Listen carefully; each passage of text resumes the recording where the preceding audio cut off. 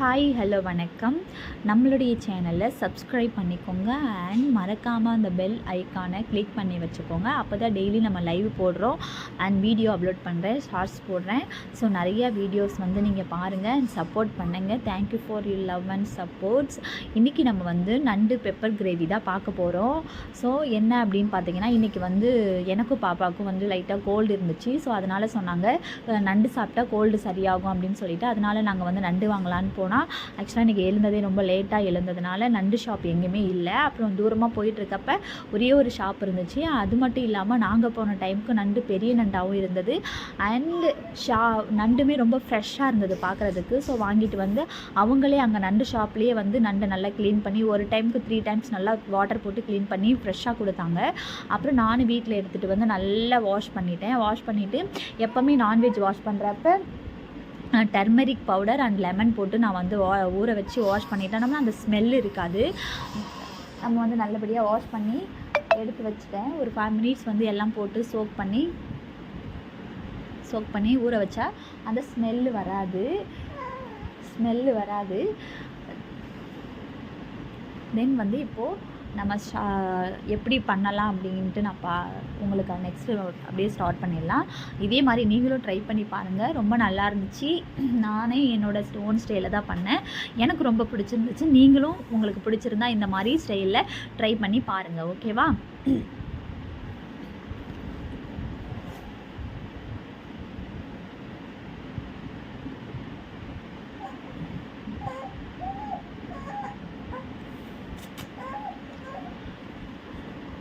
நண்டு வாஷ் பண்ணியாச்சு. அந்த லெமன் போட்டு நம்ம ஊற வச்சுருந்தோம் இல்லையா, அது வந்து நம்ம வந்து வாஷ் பண்ணுறோம்.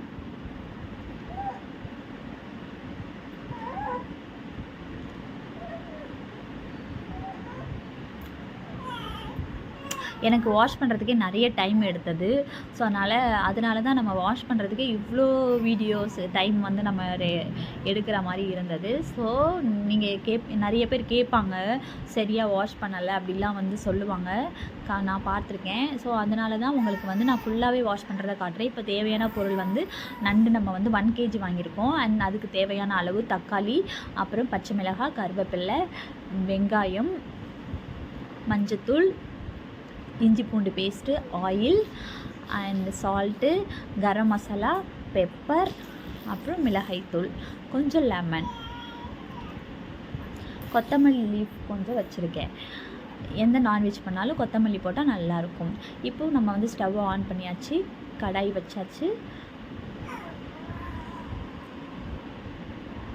கடாய் நல்லா சூடானோடனே நம்ம ஆயில் போட்டுக்கலாம். சரிங்களா?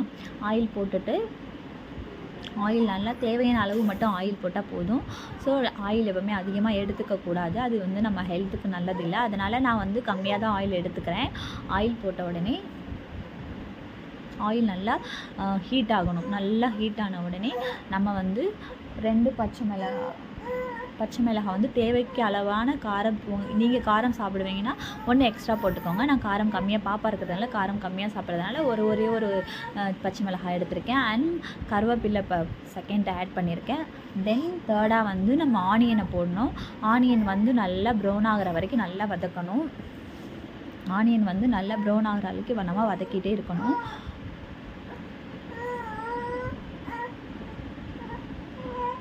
இப்போ வெயிட் பண்ணுவோம். இப்போ நல்லா ப்ரௌன் ஆகிடுச்சு. தென் இந்த ஸ்டேஜில் நம்ம கொத்தமல்லி போடணும். கொத்தமல்லி ஃபைனலாக தான் போடணும்னு இல்லை, ஃபஸ்ட்டே போட்டோம்னா நம்ம வந்து அந்த ஆனியனோட கொத்தமல்லி சேர்ந்து பாயில் ஆகிறப்ப அந்த 2 ஸ்மெல்லும் சேர்ந்து அந்த ஸ்மெல்லு கடைசி வரைக்கும் நம்ம சாப்பிட்ற வரைக்கும் இருக்கும் அண்ட் டேஸ்ட்டும் நல்லாயிருக்கும். ஃபைனலாகவும் கொத்தமல்லி ஆட் பண்ணிக்கலாம்.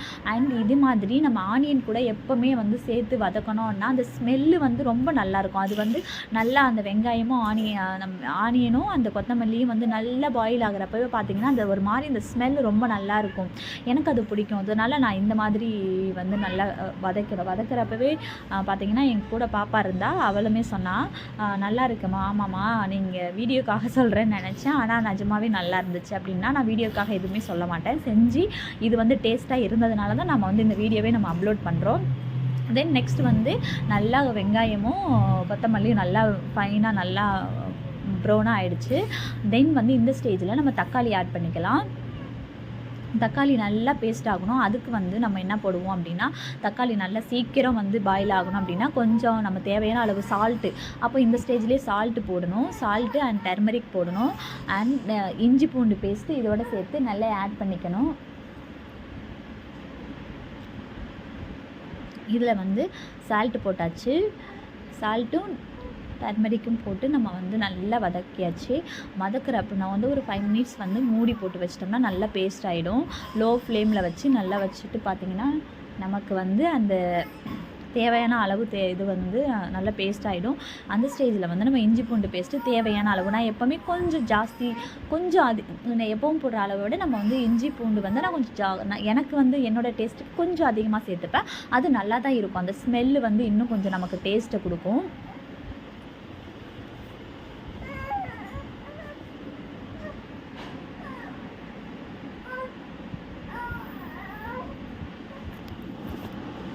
இப்போ பார்த்தீங்கன்னா இந்த ஸ்டேஜில் நல்லா ஒரு 5 மினிட்ஸ் மூடி வச்சிட்டோன்னா அந்த பச்சை ஸ்மெல் எல்லாம் போயிடும்.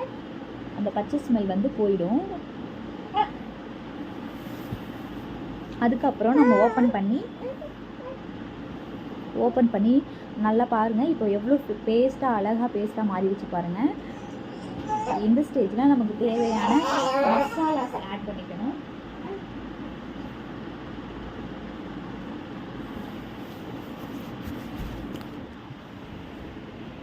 சில்லி பவுடர் தேவையான அளவு,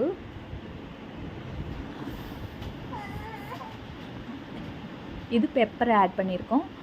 பெப்பர், சில்லி பவுடர் ரெண்டுமே தேவையான அளவு போட்டு நம்ம நல்லா அந்த பச்சை ஸ்மெல் போகிற வரைக்கும் நம்ம லோ ஃப்ளேமில் தான் வச்சு நல்லா அதை வந்து நம்ம வதக்கணும். ஸோ அதோட பச்சை ஸ்மெல் வந்து போனால் தான் நமக்கு நண்டுக்கு லாஸ்ட்டாக அந்த ஃபைனலாக நம்ம சாப்பிட்றப்ப அந்த டேஸ்ட் வந்து நல்லாயிருக்கும். இல்லைன்னா அந்த நமக்கு வந்து அந்த கரம் மசாலாவோட அந்த பச்சை ஸ்மெல்லில் அப்படியே வந்துகிட்டே இருக்கும். இப்போது எல்லாம் முடிஞ்சிருச்சு. இந்த ஸ்டேஜில் நம்ம நண்டை ஆட் பண்ணுறோம். நான் 1 kg நண்டு இன்றைக்கி செய்கிறேன். நீங்கள் அதிகமாக வாங்குறீங்கன்னா அதுக்கேற்ற மாதிரி நீங்கள் உங்களுடைய குவான்டிட்டியை தேவையான அளவு போட்டுக்கோங்க.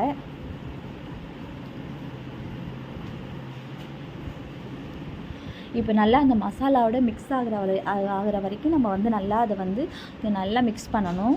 கரண்டி வச்சு நல்லா மிக்ஸ் பண்ணணும். மிக்ஸ் பண்ணால் தான் ஒன்றோட மசாலாலாம் நண்டோட ஆட் ஆகும். ஸோ இப்போது நம்ம தேவையான அளவு கொஞ்சமாக லெமன் ஜூஸ் போட்டுக்கணும். அது வந்து நம்ம கொஞ்சம் புளிப்பு தேவைப்பட்டவங்க அவங்க வந்து லெமன் ஜூஸ் போடுங்க. தேவையில்லாதவங்க அது போட வேண்டாம். அதையும் நல்லா மிக்ஸ் பண்ணிவிட்டு இப்போது தேவையான அளவு நம்ம தண்ணி எடுத்து ஆட் பண்ணணும். கிரேவியாக வேணும்னா கொஞ்சம் தண்ணி அதிகமாக ஆட் பண்ணிக்கோங்க. கிரேவி வேண்டாம், அது வந்து நண்டு மட்டும் நமக்கு ஃப்ரையாக வேணும் அப்படின்னா அதுக்கு தண்ணி வந்து நண்டு வேகிற அளவுக்கு மட்டும் ஆட் பண்ணால் போதும். நான் கிரேவி வேணுங்கிறதுனால கொஞ்சம் தண்ணி எக்ஸ்ட்ராவே ஆட் பண்ணிக்கிட்டேன்.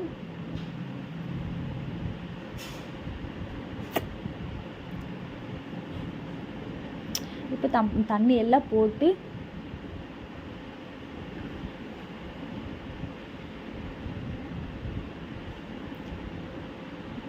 இப்போ நண்டு கரெக்டாக நண்டும் தண்ணியும் ஈக்குவலாக இருக்குது. ஸோ இந்த ஸ்டேஜில் நம்ம மூடி வச்சிட்டோம்.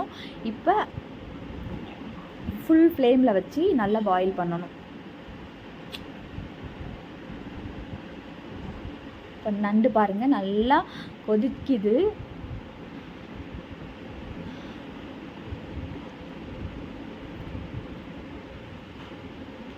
திரும்ப மூடியாச்சு.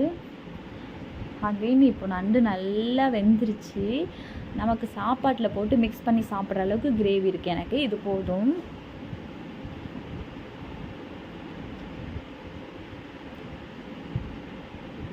நான் இது செய்கிறப்ப உப்பு எதுவுமே நான் டேஸ்ட்டு பார்க்கவே இல்லை.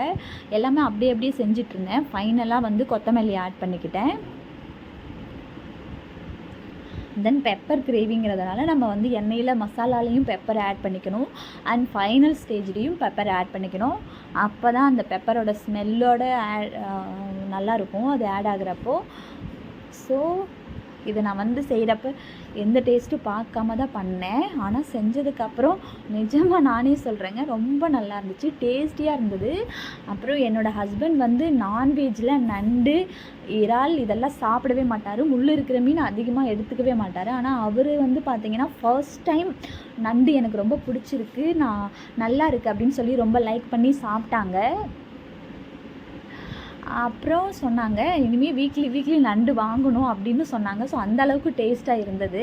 இது சிம்பிள் மெத்தட் தான், ரொம்ப அதிகமான எதுவுமே நான் செலவு பண்ணலை. வீட்டில் இருக்கிறத வச்சு தான் நம்ம வந்து வீட்டில் இருக்கிற பொருட்களை வச்சு தான் நம்ம இந்த நண்டு பண்ணியிருக்கோம். ஸ்பெஷலாக எதுவுமே கிடையாது. ஸோ எல்லாமே போட்டு இப்போ வந்து ஆஃப் பண்ணியாச்சு, ஸ்டவ்வை மூடி வச்சுட்டு ஆறுனவுடனே நம்ம சாப்பிட்லாம். இது என்னோடய பொண்ணு சாப்பிட்றாங்க, அவங்களுக்கு நான் வந்து சர்வ் பண்ணேன். அவளுமே நண்டு வந்து பிடிக்காதுன்னு சொல்லிட்டு இருந்தா. சாப்பிட்டுட்டு அவகிட்ட எப்படி இருக்குன்னு கேட்டேன். எனக்காக சொல்லக்கூடாதுமா, டேஸ்ட் எப்படி இருக்குன்னா, நிஜமாவே அம்மா நான் நண்டு ஃபஸ்ட் டைம் சாப்பிட்றேன், பட் ரொம்ப சூப்பராக இருந்தது, டேஸ்ட்டாக இருக்குன்னாங்க. அதுக்கப்புறம் தான் நான் சாப்பிட்டேன். இப்போது நான் சாப்பிட்றதுக்காக பிளேட்டில் சாப்பாடு வச்சுட்டு நண்டு வச்சு போட்டேன். பட் நம்மளே செஞ்சு நம்மளே சாப்பிட்றப்ப பிடிக்காது சாப்பிட்றதுக்கு அதிகமாக.